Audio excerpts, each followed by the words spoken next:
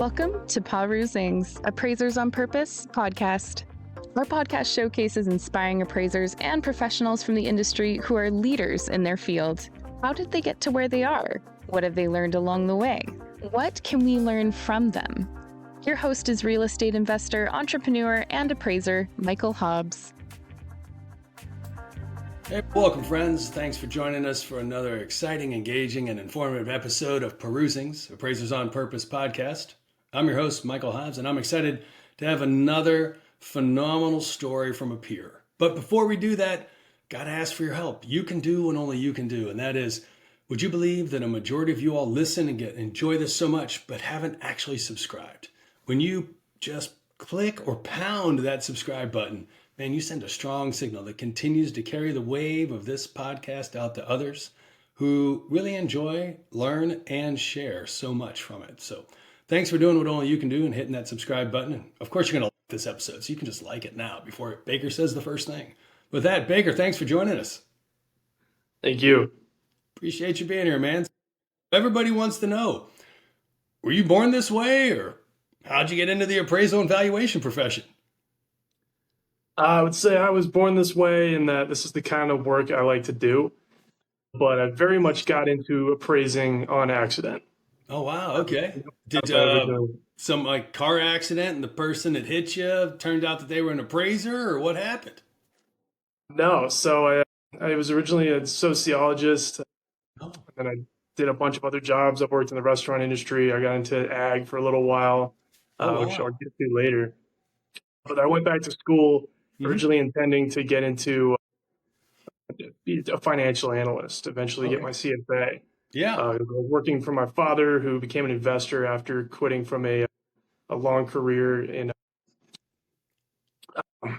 as a consultant. As a consultant, okay. And I thought I was going to keep going under him. I just needed some more of the hard skills to do that. But when I got into school for the MBA, I quickly got pulled towards real estate. Oh, wow. Okay. I went to CU, and they did a really good job selling it. Nice. And haven't ever looked back, and I love where I am now. That's phenomenal. So I heard you say you spent some time in ag. What does that mean to you? Because I know it means all kinds of things to different people. I grew up in South Africa, and I moved back here for school. My family actually followed me to Colorado a few years after I moved out, and they bought a patch of land in Longmont, about 60 acres, and that was one of the first jobs I had working with my father's company was, what do we do with this land? So I embarked on this whole study of what are the best things we could do with it. It was conservation easement land. There was very little you could do with it. You couldn't really drive any heavy machinery on it. And I eventually came up with the best thing we could do with this is to run livestock, sheep or cattle, pigs. Sounds familiar. Oh, yeah. And so I went off on that. We built a corral, and I got 20 heifers, and we started having those every summer. Oh, wow. That's great. I learned how tough the ag industry is. Holy smokes. That's phenomenal. For those of us that are not familiar with acreage and animal units, since you did a little research, this will be informative for the vast majority of our listeners because they tend to be in urban and suburban settings. How do you determine whether when you run sheep or you run cattle, how do you choose between the two? And then once you choose, how many animals do you start out with? So a lot goes into it. You got to start with the kind of fencing you want to have there to keep your animals in. Got it. We went with a mobile electrical fence so we could pick them up and move them around really quickly. We got into the Savory Institute's concepts of regenerative agriculture and intensive farming, where you have the cows on about 1 acre at a time for a couple of days, and then you move them to the next acre and you keep on moving around your whole thing. Got it. And the theory is that gives the opportunity to grow back, and it improves the land quality rather than wasting it away. But you also need to look at your infrastructure, how you're going to get water to the animals, especially if you're going to move them around all the time. And then just how productive is your land? How many animals can it support? And that's as simple as you go out and you measure your grass and estimate what the poundage is of all the grass in your field for each cutting.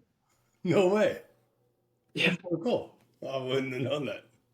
I didn't know that either. I got the crash course in animal units and productivity from the Sabre Institute. Huh, wow. And so based on that, the guidance was 20? Yeah, we were trying to be a little conservative. Really didn't want things to go wrong and then have to go out and buy Mm. a bunch of hay because it was the Yeah. first time I'd done it. Yeah, Um, that totally makes sense. I only know this because a future guest actually raises, oh, he explained it to me and I forgot. Something with Wagyu, like the percentage, and he'll talk all about that stuff. It's fascinating. But he was very intentional on the male female ratio of his herd. Did you all, was mhm. that a factor for you guys? Nah, that'll be something you take into consideration if you're going to do much longer term, multiple years. Like I said, we were just getting our feet into the water, so we decided to just do summer heifers. That way we wouldn't have to worry about winter water infrastructure or any of Okay. that. You get the cows when they're real young, they've just been weaned from their mothers, and you just feed them on grass through the summer to try and get them to a better weight that then either go to a feedlot or another grass feed finisher. Oh, fascinating. So it's just part of the supply chain. Yeah. Ha, that's wild. Pretty low margins in that business too. If you can keep them year round and breed your own, you can make a lot more money. Yeah. But as I said, we're just getting started. Yeah, that's what he had mentioned is he was he moved very much in the position of breeding as well as feeding. And so that way he was having self-generation and he would talk about which bulls he would use and how he approached things and how he expected the crops to be multiplying, or I should say the livestock, if you will, to be multiplying. I'm like, Mark, that is fascinating and something I know nothing about. Yeah, and I know that's very important if you're trying to sell premium meat like Wagyu. Yeah. Oh, that's wild. So when I see, man, you did your own market analysis before you even got into the appraisal profession. For sure. Oh, Baker, that's cool.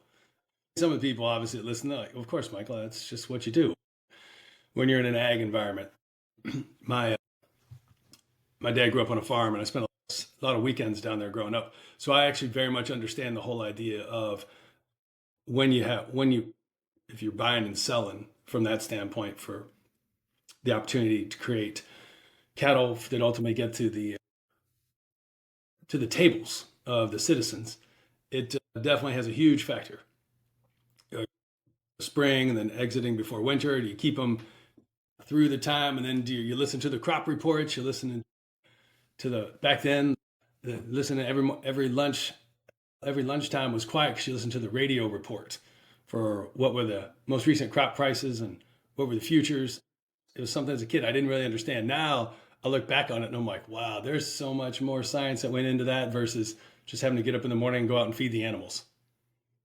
For anyone who thinks real estate is a volatile industry, try getting into ag. Yeah, they are true entrepreneurs. I've said that for years, decades even. That is something else. Wow, so that's amazing. And you started out as a sociologist. Tell us about that. So I just when I'm in school, my parents were adamant about it. Don't worry about what you're going to do in your career. Just follow your dreams. Hmm. Study what interests you the most. And Yeah. I started on communications and realized it was even more theoretical what I wanted to get into Oh, and what I was learning about. And sociology was what took my interest. Just the very concept of you touched on it earlier, but if you're a lot gets lost in communication. You can't just say a sentence and then someone takes your full meaning from that sentence. There's what you intend to say, there's what your mhm. ability to communicate, there's Yeah. what they hear and how they interpret it, and then a whole lot of other context that goes into every communication. And understanding all of that, there's a lot of value in how you communicate with others, Yeah. how you organize a company, how you do your marketing. Mhm. It's really in everything. And again, that was how that was pitched to me is you can get a sociology degree and you can take that into anything. Sounds like. And what they left out is it's more likely nothing because it's Oh unfortunately no. not a degree that most companies have a lot of respect for Yeah. in the current day. But I definitely see the value in learning those fundamentals and bringing it into anything else. Oh my goodness, that is wild. And did you graduate into an abundant marketplace or a scarce marketplace? Certainly not for sociology. I got lucky.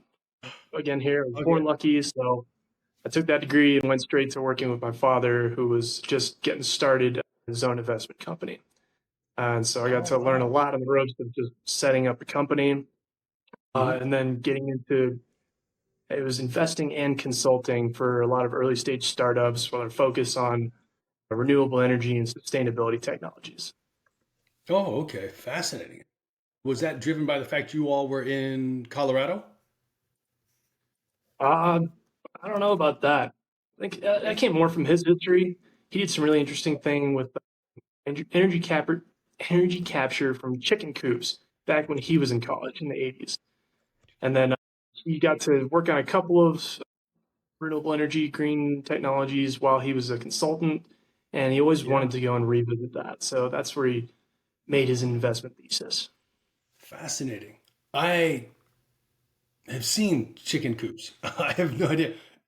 Is there energy produced It from was chicken coops, or is it like putting solar on the roofs, or what's that all talking about about? capturing the methane that Oh, the off methane. gases from their feces Oh, yeah. A and lot of using methane. that to warm the coop. A lot of methane. Same. My family not only raised livestock, they raised hogs. And a lot of methane. A Oh yeah. lot of methane. Oh, wow. That's fascinating. Now, you also, I heard you mention a designation, which is extremely hard to actually receive. And I don't know if you pursued it or not, but, and many people probably haven't heard of it, but I take it you know enough about it because you made reference that it was a path you might have considered, which was the CFA. What was your experience around that? I never really got to it. It was a long term goal I was looking forward to. If I was going to go into financial analysis, that's always where you want to end up. And Yeah. it is a very rigorous thing. People spend years of their lives studying for and trying to pass those exams. Mm, Fortunately, I got to change course before I went anywhere down that road. So I know about it, but I know I've experienced none of it. yeah, no, it's, I, I too knew of it and got started down that path, and then things changed. I didn't continue it. I do know a few people who have started and completed it, and I don't remember the exact statistics, but the details I do know are it's akin to. I remember I received the year one study materials, and I swore I had more books sent to me than I had from the year of college I was in. I'm like, oh my goodness, this is crazy. I want to say Wow. it was either 8 or 10 like college courses. It seemed like in year one, it was like overwhelming. And I'd gotten started on the path, and you take the exam, and then if you pass, then you can take study for it, and then take year two, and then study. And if you've passed that, then you can study, and then take year three. And I don't remember what the pass fail rate was, but it was low I would, in terms of passing each individual year. And it's akin to climbing Mount Everest to actually start and finish CFA in 3 years, is what I remember. It was that wow. difficult. It was that intense. So people are like, oh, I've got this great accomplishment. I'm like, if you have this, if you have the CFA, I have a whole different respect for you in terms of the sheer volume of content you had to consume consecutively and successfully. Exams are hard. And they intentionally grade on a curve because they only want so many people to pass. You're like, Right. And dang, you that get is tough. commensurately compensated. The base salary for someone with CFA is upward of 150, 200,000 a year. Hmm. And they go up from there, become CFOs of companies. Yep. So yeah, that selectiveness, it pays off. Yeah. They go to Wall Street. They become investment managers. You mentioned your dad had some experience and stuff around that. No, that is absolutely wild. And hey, there's something to be said. The harder the entry, the more valuable the accomplishment. So it's good for those that have accomplished that. But you mentioned that you didn't find an abundant reception in sociology, and that kind of got you over into property and appraisal and valuation. How did that happen? Like I said, sociology, it can be a difficult degree to market unless you want to go directly into becoming like a social worker or some of Mhm. the industries that are directly tied to it.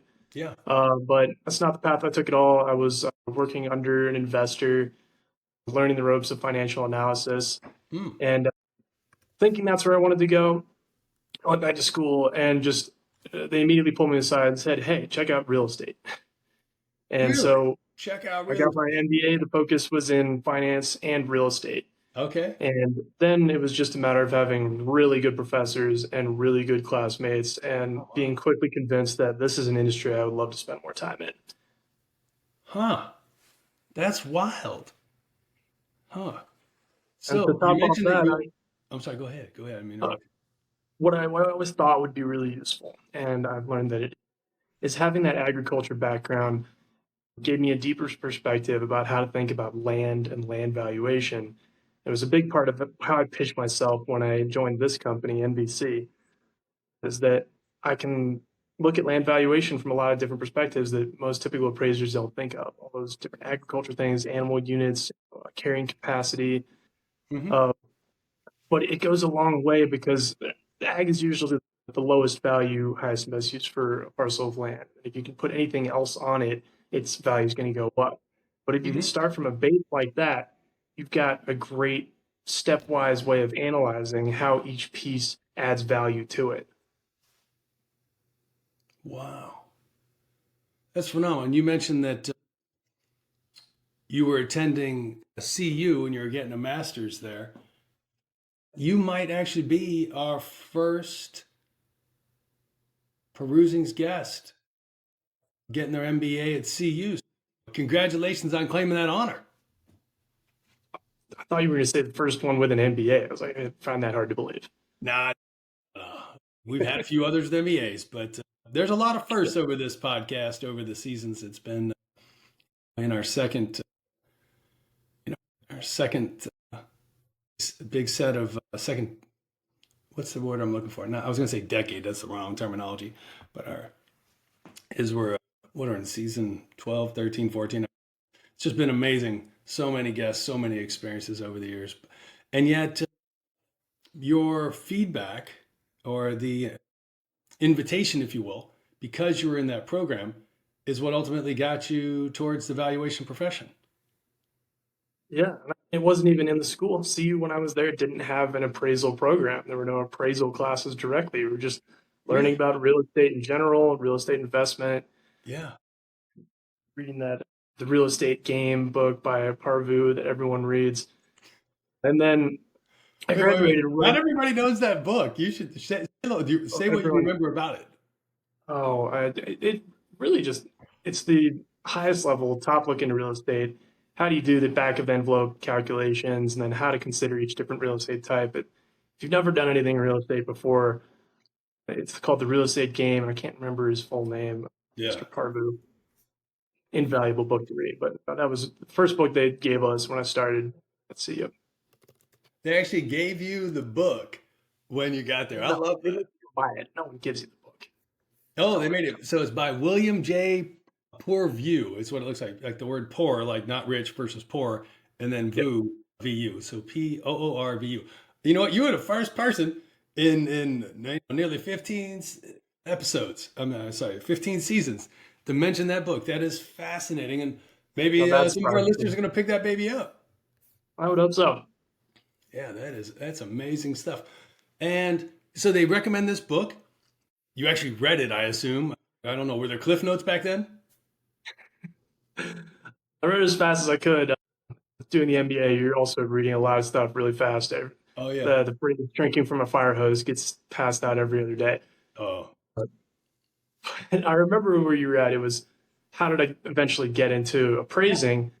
That's because when I went back for the MBA, it was right in the midst of COVID. And Oh. so no one was hiring. It was hard for any of us to get our internships. I Sure. held 4 different internships during my 2 years because they Mhm. kept on dropping people. We can't have an intern anymore. And so I'd go find another one. And Oh And I gosh. got to the point where I was so desperate, I would take just about anything. For a while, I was just a hand on a construction site. Family knew someone who was building a barn, so I went to that, and I was at the bottom of the totem there. It was, so you go collect crash while we build this thing. Oh my gosh. Anything to say that I'm working and have it on my resume when I got Hey man, out. And I appreciate your persistence, man. I'm inspired by this. Not those couch surfing bums sitting there like, oh, there's no jobs. I'm like, man, do you have calluses on your hands? Have you done any real work? I mean, they're out not that there. I'm Just like, sharing my bias at the moment, but sure. so finished the MBA, still in the middle of COVID. No one's hiring anywhere. Yeah. So I was just taking interviews left and right, doing anything I could. And I think it's Katie Latimer is the recruitment person at CU at the time. Was just like, I don't think you're looking at the right stuff. Maybe you'd be interested more in something that was a more collegial environment. Have you Oh, ever thought of appraisal? And I had not at all. So she put me in touch with NVC. I went in, had a great interview, and got to the final round. And they said, "Hey, you're great. We'd like to hire you." Call me 2 weeks later and said, "Actually, we already hired someone for this role." no way. It was totally like a take back. Yeah, yeah. But they Oh, got back to me shortly after that and said, "Oh, we changed our mind. Maybe we could have two people." And we were both coming out of CU at the same time. He was just in the master's real estate program, and I was in the MBA. wow. And we got to join the company together in June of 2021. Wow. And he's no longer with the company. He moved on to do some other things. I Wow. think it was the Next Star. Okay.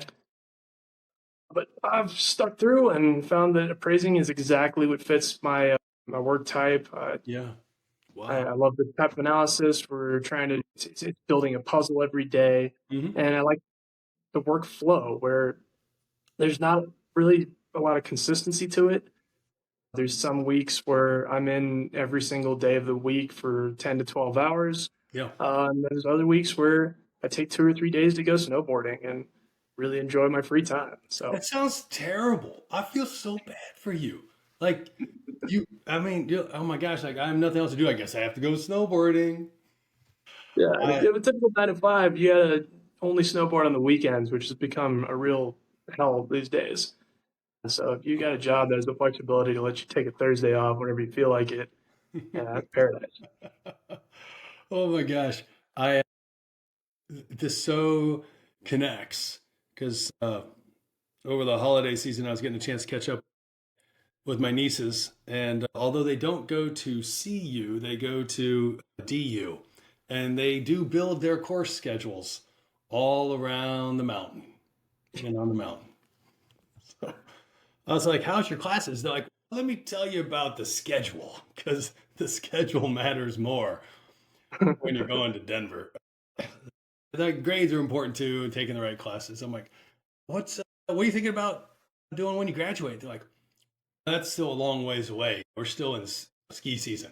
I was like, this is a different world. I do not understand you people, but have fun.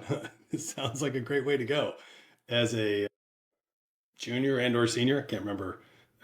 They're nearing the end of the time. I think this is their senior year. But man, that good for you. Good for you. So, what type of firm did you first join? This is it. I Oh, got okay. So into you're NBC. still with your same employer. Yeah, as the only company I've worked for since I graduated with an MBA. And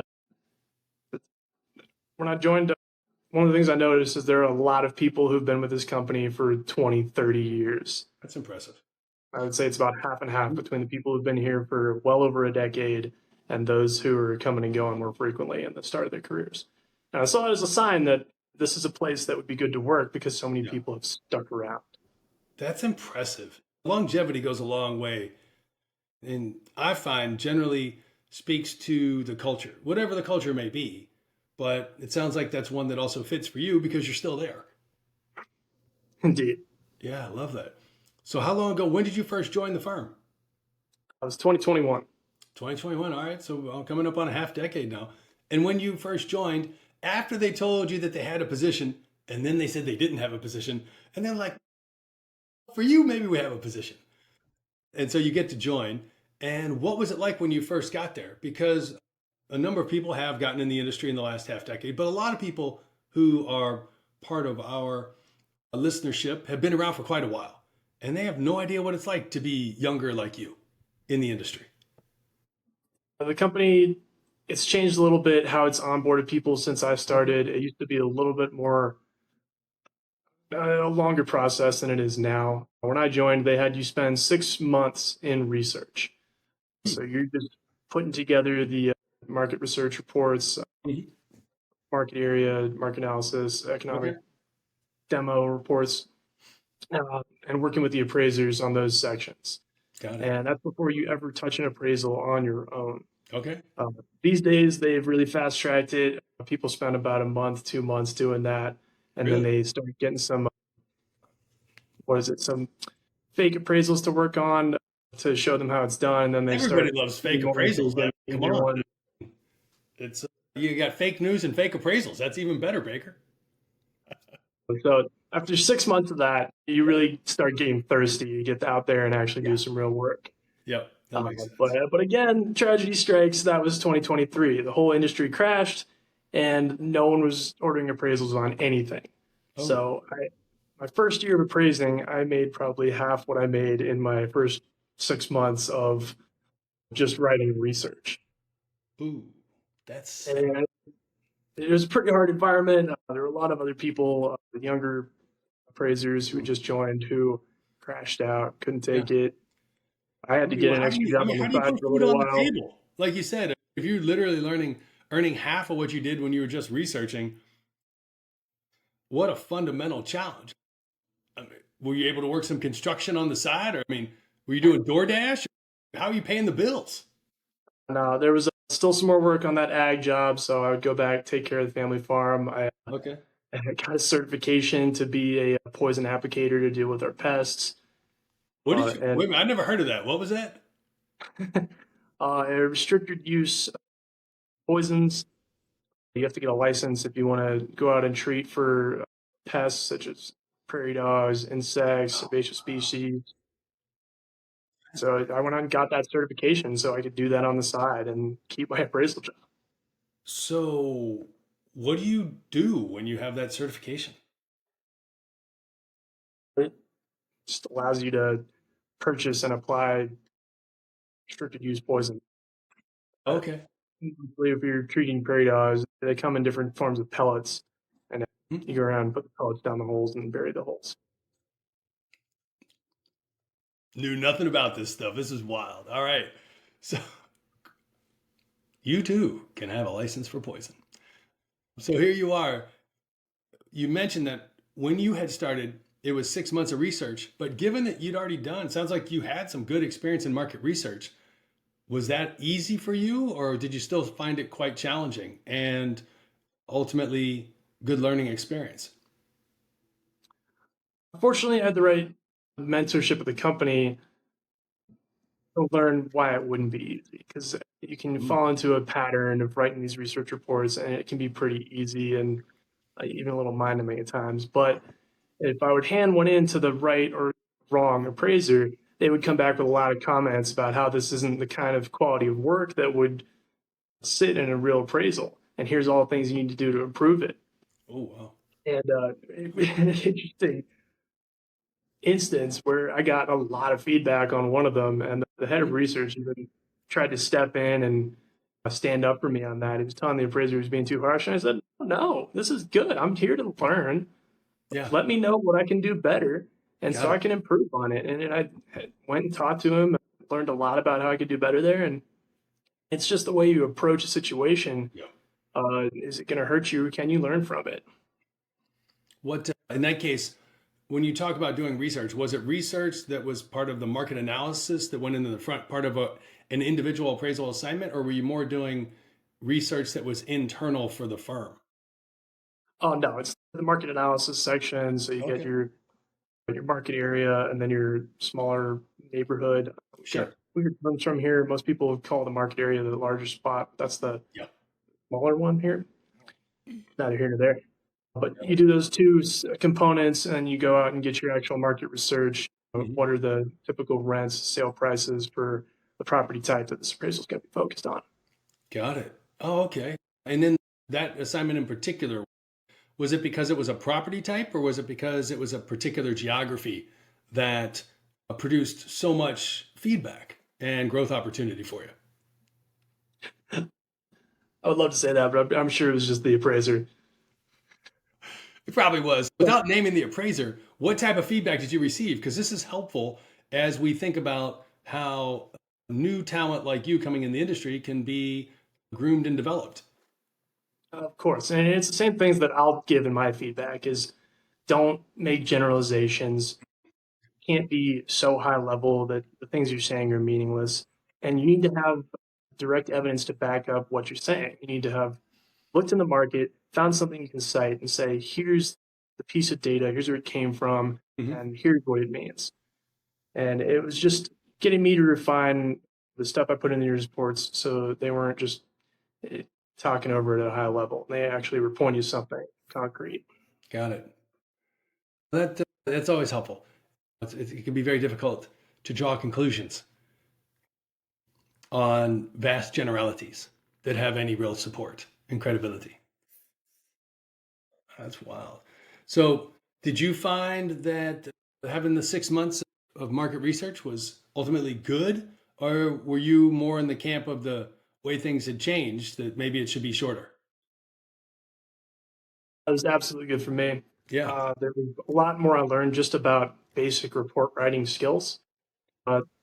Came from sociology, so I've written a Yeah. lot of research papers, but that's really not the same way that you write an appraisal report.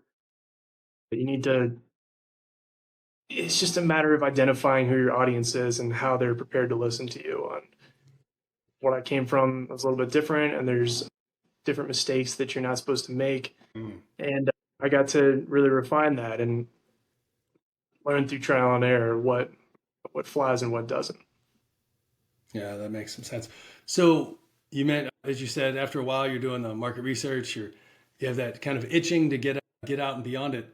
When you first got to move beyond market research, what activities did you take on? So they start just about everyone with some pretty simple industrial one tenant properties, Okay. and you can move up from there. And I think early on, try to get you to see if they're going to specialize in anything Mhm. because your life can get a lot easier if you specialize in one property type. You know the people in the industry you're going to go to every time. Yep. And I told them from the start, I don't want to do that. I want to be a generalist. I want to see a little bit of everything. Sure. It's going to keep me more interested if I have to learn about a whole new property type, every property type that I do. And that has really paid off in the long run because I've gotten to work on some really interesting properties all over the country Really? and stuff that I had never really thought about before that I've Okay. gotten to get into besides your typical retail apartment office. Yeah. Yeah. The four major food groups kind of thing.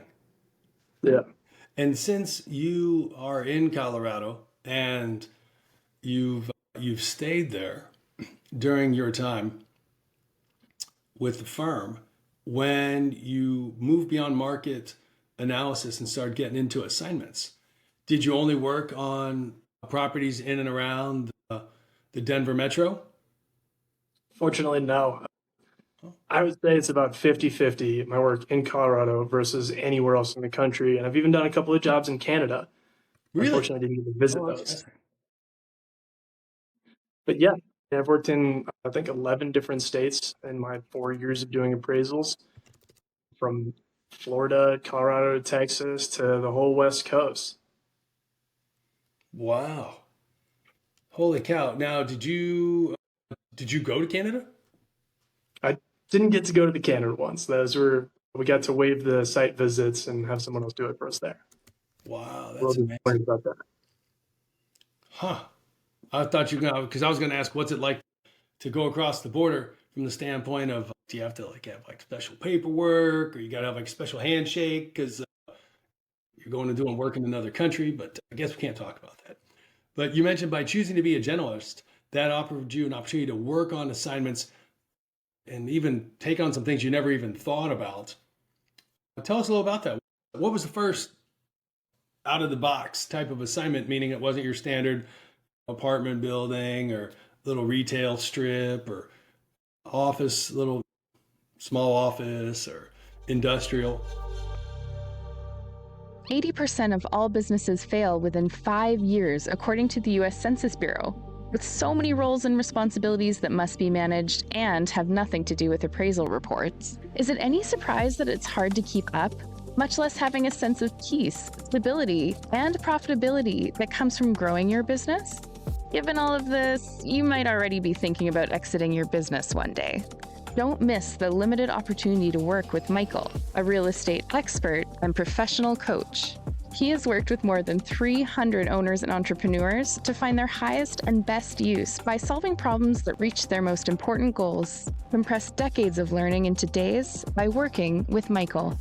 Michael is famous in real estate and business coaching. With his help, you can accelerate your growth, increase your quality of life, and earn more money, all while ultimately doing less. Michael helps you not just grow your business, but also find new purpose in it and in your life. If you're ready to take control instead of being controlled, contact him on LinkedIn or email him at michaelh@paru.com. That is a great question, and I don't have it here in front of me, so I wouldn't be able to tell you specifically. But one of the weird property types I got into early on was mobile home parks and manufactured housing parks. Oh, yeah. Tell us about that. Those are interesting because you go to the regular CoStar websites, they don't really have rents posted for those. They're a lot harder to track down. You got to call these properties directly, and they don't want to talk to anyone unless you're standing at the door trying to buy yourself a campsite. Yep. So it was a real learning curve to figure out how to get information out of people that are reluctant to share it. Wow. And how do you do that? Do you have to go get your sociology degree to accomplish that? It doesn't hurt. A lot of it is just, most of it just comes down to being respectful. You get on the phone and don't seem demanding. When you're talking to these people, just come to the conversation knowing that they have no idea who you are or what you're looking for, what your motives are. Yeah. And they're only going to share information with you if they don't see that you're going to cause them any harm in any way. Wow. And what have you found? This is not something we've had an opportunity to connect with other guests on, but what have you found is the way to befriend someone who doesn't know you, that you need to get information from, and they may or may not have an incentive to share it with you? The most useful thing I've found is come with information. If you cold call someone and you're just asking questions and it's clear that you don't know what you're talking about, you're just wasting their time. So you call them up and you already know a lot about them and you're just trying to confirm or refine the information you've got, they're a lot more likely to help you. Got it. Yeah, that makes sense. That makes sense. What would be the types of information you find helpful to share with people that would create a desire for reciprocity? Like I said, politeness goes a long way. Someone picks up the phone. Hey, how are you doing? Yes. Get through the chit chat and then into your actual questions. Be brief, be direct, know where you're coming from and what to expect. Yeah. And what type of information might people ask of you in exchange for what they gave? Maybe you were prepared for it, or maybe you weren't.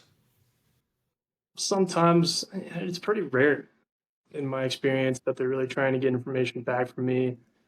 Sometimes they do want to hear what some of their competitive environment looks like. That's because they're trying to do their own market research at the same time. Mhm.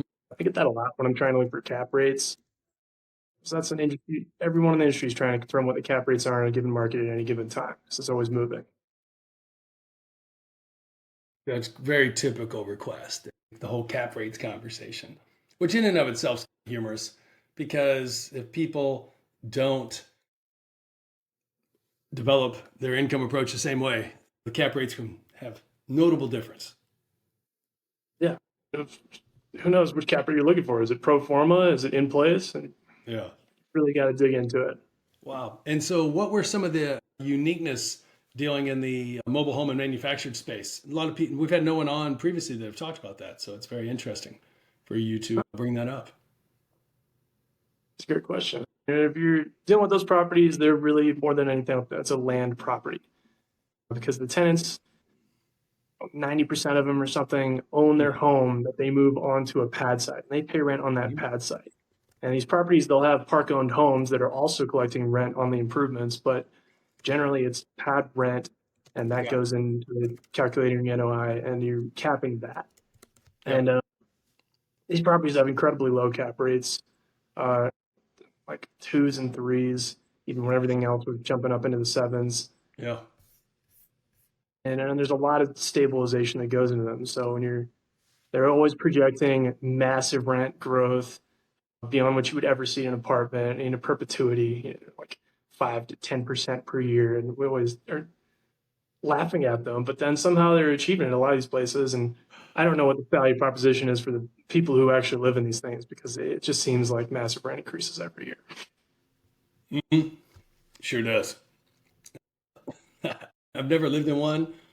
Some friends relocated from the Midwest out to the West Coast because they just wanted to change a lifestyle and they wanted to be in sunny weather and be on the beach and learn how to surf and uprooted the whole family and did that. And they bought, as they called it, a beach cottage. And they were right there on PCH. It was an amazing place. They literally bought a place, did a total gut rehab on it. And at first I'm like, you live in a trailer? And they're like, no, it's a double trailer. And it's a beach cottage. It's not just that. And it's literally 1 block from the Pacific Ocean. I was like, this is amazing. And someone like on the $2 million website to get a single family home. They spent, I don't know, 60 grand or something on it. And then they dropped another 90 into it, completely redoing it. It's a beautiful place. You would have no idea. Once you got inside, you had no idea that you weren't in a stick-built kind of property. But it was there. It was a lifestyle choice for them. Now, granted, not everybody is living 1 block from the Pacific Ocean. But to your point, it was fascinating that all they did was pay pad rent and had to pay their own utilities and stuff until the park sold to a new operator. And then things went whoosh. They just took off. That is wild, man. That is something else. And then have you had a chance to do more of those assignments in the intervening years, or is that just first exposure? Quite a few. In fact, all the ones I did in Canada was a portfolio of about 10 of them. Oh, really? So it was fortunate we didn't have to go visit. That would have probably taken a week or two. Oh. They were spread all across Alberta. And most Americans don't even know where Alberta is. So another property type that has a lot of the similar difficulties is the senior housing space. Yeah. Very difficult marketing environment where there's no websites that you can just go on and see what the rates are for you or your family. If you're going to go into an assisted living facility, they want to hook you up with one of their brokers who's going to tailor a specific plan for your needs and tell you this is what the rates are. Yeah. So as an appraiser, it's extremely difficult to go into a place and say what all of the rates are when every single one is tailor-made to each individual resident. And there's multiple strategies for this. A lot of people I know will just tell them it's my parents, my grandparents, they're looking for the place. Can you give me the rates for this person? Yeah. And I found that is the worst way to go about it. You have to call back several times and give them different grandparents or parents' names, and they're tracking your data. So eventually they just know you're lying. And the best approach doesn't always work, but you just come in and say, hey, look, I'm an appraiser. Yeah. I get the rates that you're asking rates for each of the different kinds of assisted living. Yes. And room. It's nice when they actually just honor your honesty and just have a straightforward conversation. Yeah. Yeah. That's a whole different animal when you get into the business interest as well as the real estate interest. One of our guests a couple seasons ago had shared about the complexity of those assignments and how his argument is that most people in their typical approach towards appraising, when asked to take on that type of assignment, incorrectly value the interest that they're being asked for. And that's because they don't have experience valuing the business interest, because fundamentally that type of property is really a business entity and it's a real estate component as opposed to That's a going concern value. So I take it you're referring to people calling that a fee simple or lease fee. Yeah. Yeah. Oh, yeah. All kinds of problems there. Don't be on the other side of that inquiry. Goodness. So that's another interesting assignment. What else? What's another? So you talked about. Yeah, I got a whole list for you. Let me just go through the list of Yeah, weird go stuff ahead, man. I've Look, I appreciate you came prepared. done. So I got manufactured home parts. I wanted to add that one of the craziest ones I did was on the West Coast in Malibu. There's one of those parks where the homes themselves are $2 to $4 million. Yep. The rents are upwards of $4,000. These things are wild. That's more rent than I paid in my second home. Let's see. I've done a lot of development work for mixed use things where they're going to build a bunch of retail or multifamily, assisted living, single family stuff all on one big piece of land. So you get to break that down by segments. Self-storage, data center land, conservation easements and land, Yeah. parking garages. I valued the Hollywood Museum once. Really? Yeah. Truck terminals, special event venues, wedding venues, Wow. elementary schools, cold storage. One of the most interesting things I ever did was a massive 700,000 square foot commercial greenhouse. Oh my gosh, that's very special. Tell us about that. Yeah. It's the kind of greenhouse that grows the plants that show up in your Home Depot or garden centers, just ornamental plants that go around your house or stuff that goes in your garden.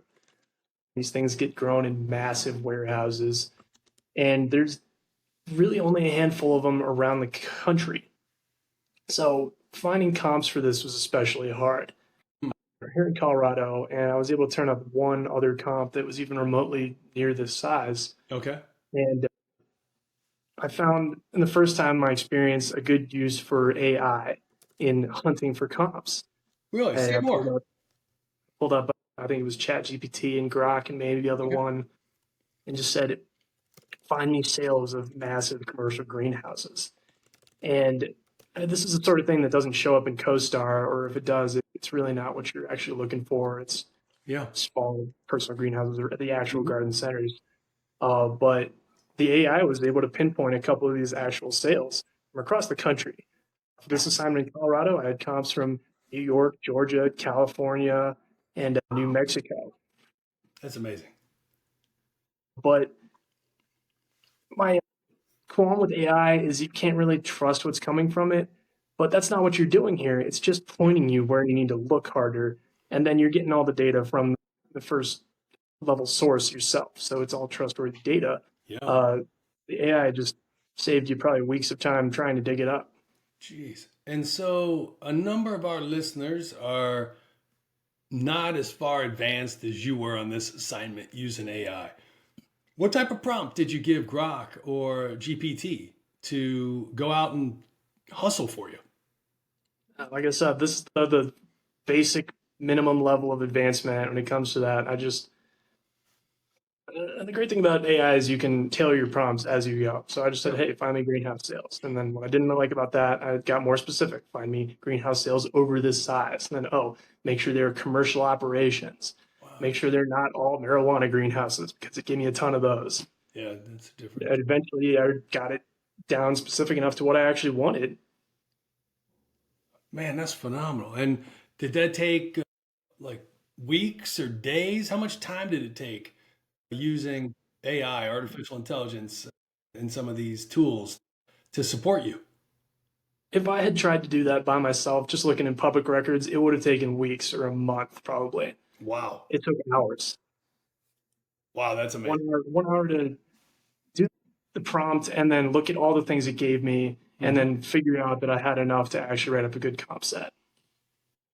That is inspiring and a little on the caca side of things. You gotta, it's, if you refuse to use electricity, you're gonna be in the dark.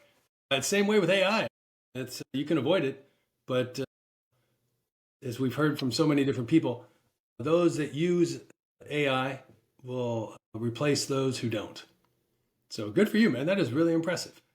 Taking what otherwise it's probably not AI who will replace those that don't. especially if you're an appraiser. Like I said, it's hard enough to call a property and get them to give you information. If you're an automated robot, they're definitely not going to talk to you. So use AI. It's going to help you. It's probably not going to replace you, but someone who's using it will. Oh my goodness. That's wild. Thanks for sharing that about that. So what were the primary characteristics? You mentioned it was under 1 million square foot in size for that greenhouse. What were the primary characteristics of evaluation as you really dug into it and had AI support you get into sale activity? So that's one, it's so unique that really heavily weighted on the cost approach. Because I mean, all of these warehouses, they're configured really differently, and they'll have different allocations to the industrial space and the actual greenhouses, and then a huge range of different types of equipment you can have in there. You could have really advanced hydroponic or aeroponic systems, or you could just have the greenhouse shell structure where you're conducting in-ground growing. Yeah. So the AI really just was giving us some comps so that we could say that what we turned up through the cost approach was within reason. And hopefully find us a few cap rates, because we had a huge range of cap rates on those too. I imagine so. Holy smokes. So you mentioned all kinds of, because you chose to stay more in the generalist lane, what's another interesting assignment you got to work on? I've gotten a lot more lately into condemnation stuff and litigation appraisals. I'm a little more reluctant to talk about those because I don't want to wind up back in court. No. You can't talk about anything that's ongoing. You may be newer in the profession, but I will help you there. I'm not going to lead you to slaughter. Only matters that have been adjudicated and opinion has been rendered can otherwise be discussed. Otherwise, in general, you can discuss maybe what the problem, the valuation request was, and then maybe the methodology for going about it without having any details. No, I can actually get into a little more detail on this one, even though it's one of the more sensitive ones. There were 2 historic buildings in Denver. Okay. They had the historic designations. There were a lot of protections around them and stuff. And some developers, it was pretty clear they wanted to come in and redevelop that space, knock it down and build something new, which is what the historical designation wouldn't allow. Yeah, of course. They, in their negotiations, came to an agreement that they could redevelop it as long as they preserved the facade, all the historic elements, so keep the character of the neighborhood. But then over the years of them holding it, they fell into major disrepair. They got vandalized. One of them caught fire and then damaged the other one too. And then a lot of vagrants started living there, and these things really got torn down. And so they went back to the historic community and said, hey, look, these things have fallen apart.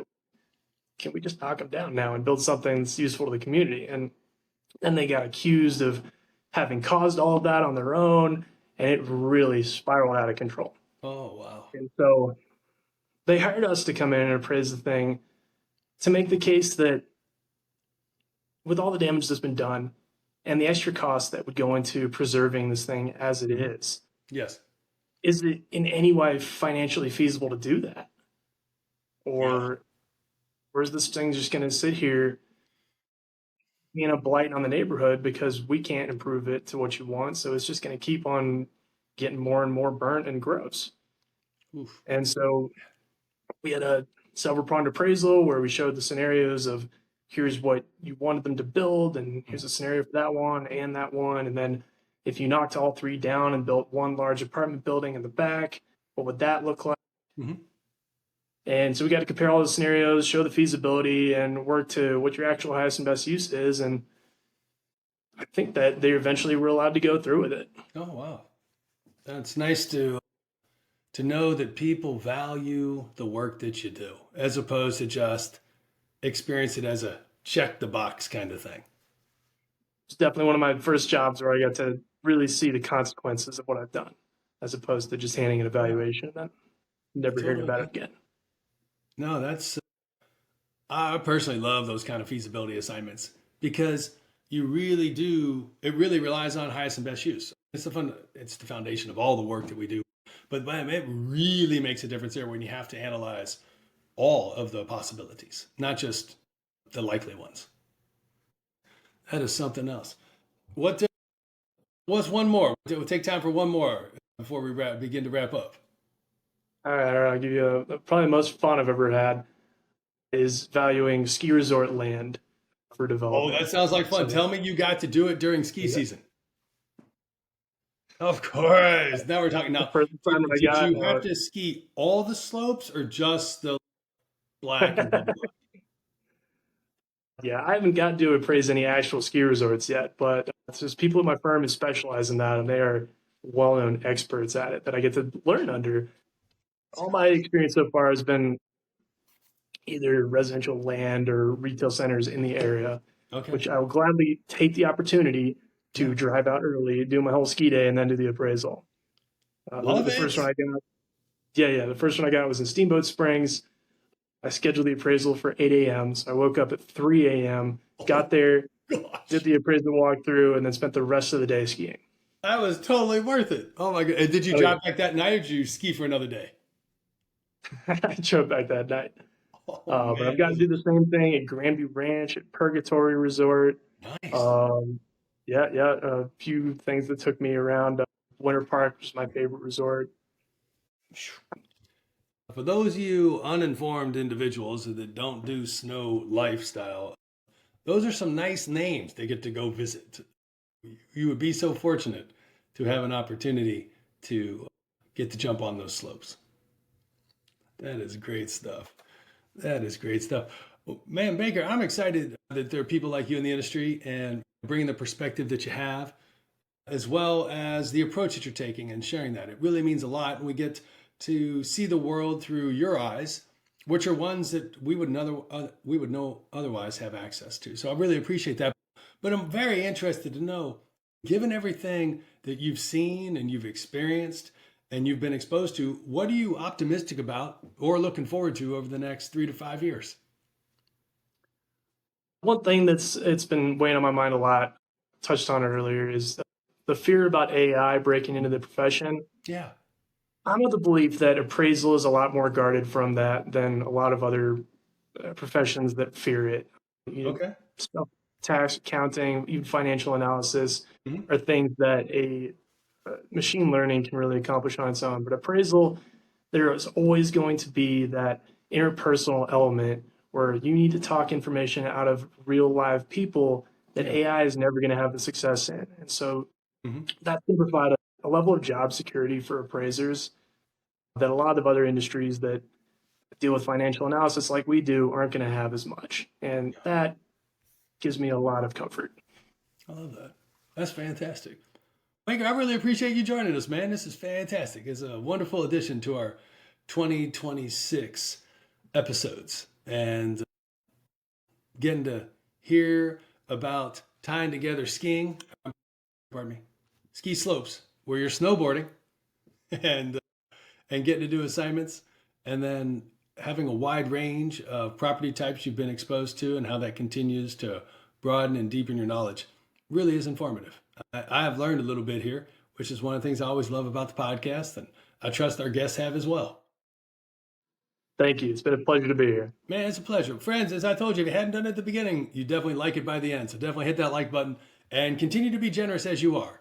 And share, whatever platform you may be listening to, because little by little, it's these types of perspectives and opportunities that create possibility. And one thing we didn't even touch on, and you know what? I apologize. We should have. Let's take another minute or two. Talk about your MAI process. I apologize.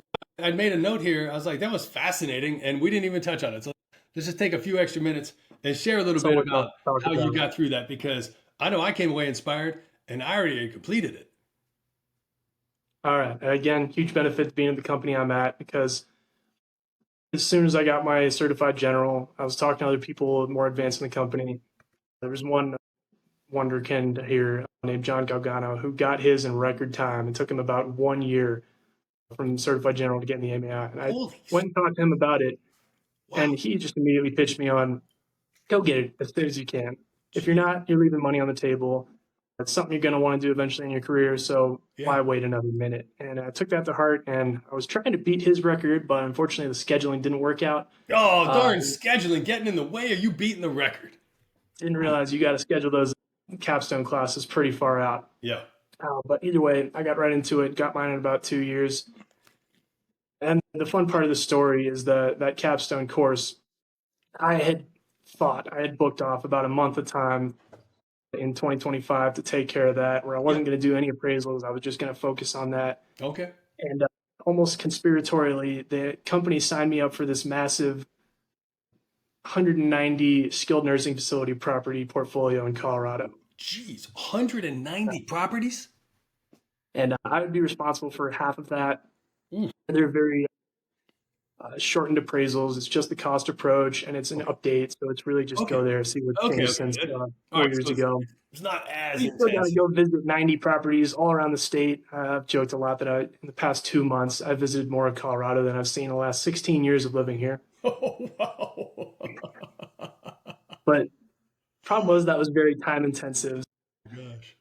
Instead of that whole month of preparation up to the capstone course, Mhm. I had gotten to do the market analysis part in the few days before the week in-person session. Yeah. And I was able to move it into our template so everything would be linked up and consistent.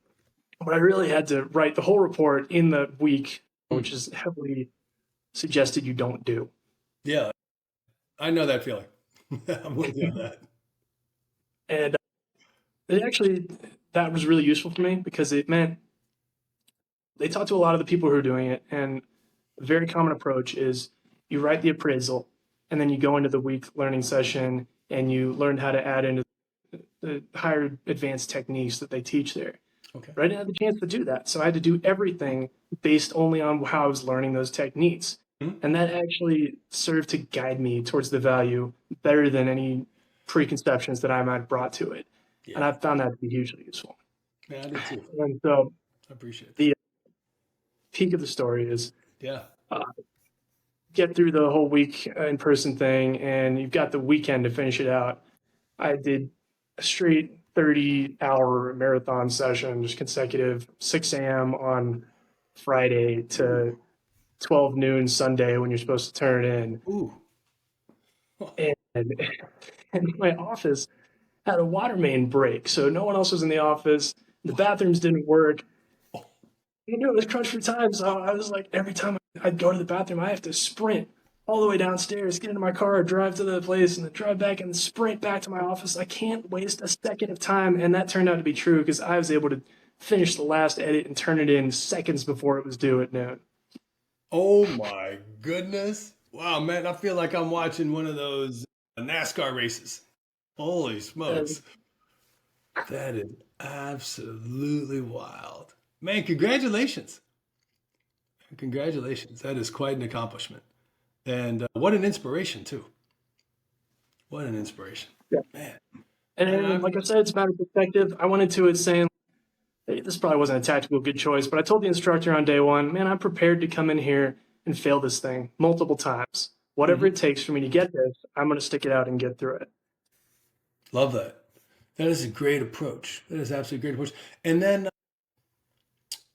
as you reflect now on the very recent accomplishment that you're finishing up, what encouragement would you have for people that might be sitting on the fence? Maybe they've been straddling this for quite a while, or maybe they haven't even entered the arena. What wisdom? You got wisdom? Please share some.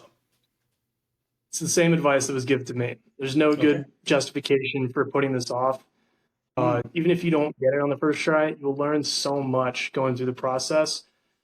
I've been through it once, and I still haven't gotten the MAI. I've just done the courses and everything, and it has already drastically changed the way I write reports, the way I do comparable sales, paired sales analysis to actually extract adjustments, the way I treat the cost approach. If nothing else, this is a whole course on the value of the cost approach that I never really got before going through this. So go through the process.